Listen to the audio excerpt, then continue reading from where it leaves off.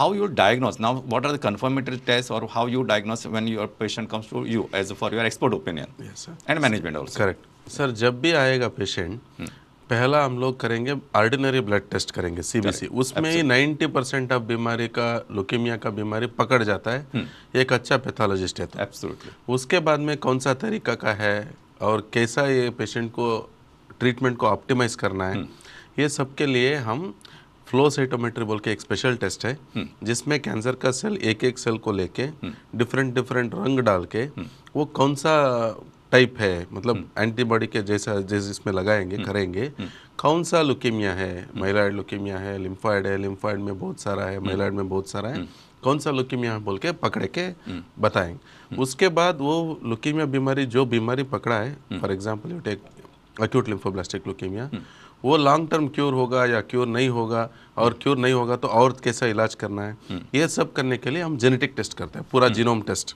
अच्छा। मतलब whole genome analysis वो कैंसर सेल्स के अंदर हम करते हैं। करने के बाद उसको ट्रीटमेंट का प्लान करते हैं। अच्छा।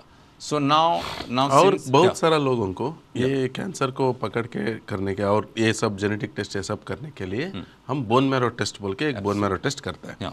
वो बोन मैरो टेस्ट यूजुअली पीठ में वो हड्डी मिड लाइन जो वर्टिब्रे होता है उससे थोड़ा दूर में एक छोटा सा सूजी डाल के सैंपल लेके करता है, क्योंकि bone marrow is a source of cancer.